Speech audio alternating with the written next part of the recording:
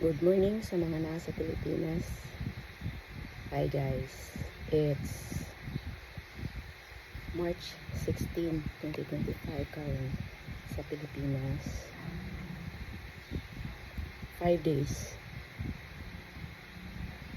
since Tatay Digong was taken out of our homeland to Netherlands. A lot of things have happened.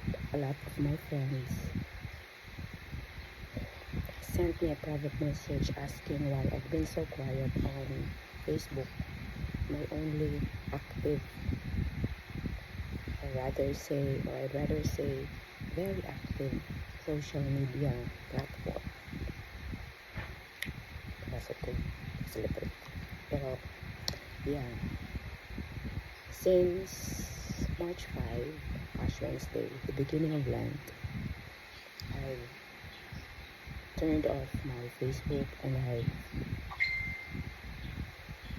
removed the Facebook app on my phone and have never logged in since. So, munang hilong ko. Kaya it's my way of being a Catholic. Although I'm not devoted one, kay salbahis pud ko. It's my way of giving up of something I am very addicted to. Na-addict ko sa social media, sa Facebook, specifically. Anyway, wala ko sa Netherlands, though I would love to be there this very moment. Naara ko somewhere.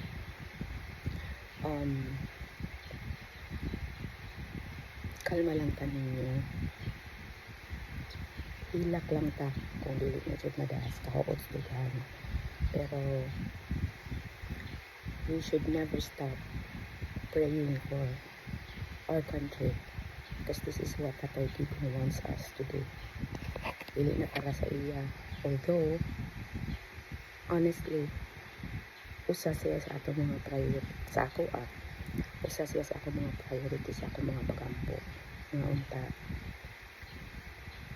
stay strong siya iyang health iyang gud unta mo deteriorate kay we want him back home.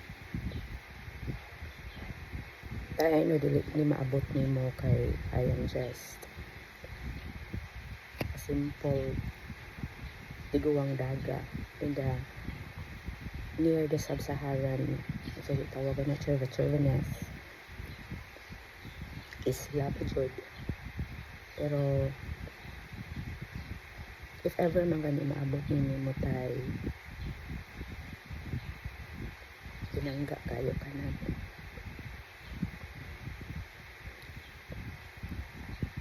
And amo dyan lang giampo pero may tayo mo makaulit ka.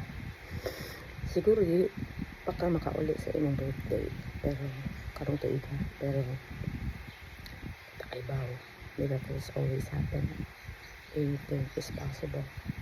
Kaya among gitugyan tanan sa kahitasan.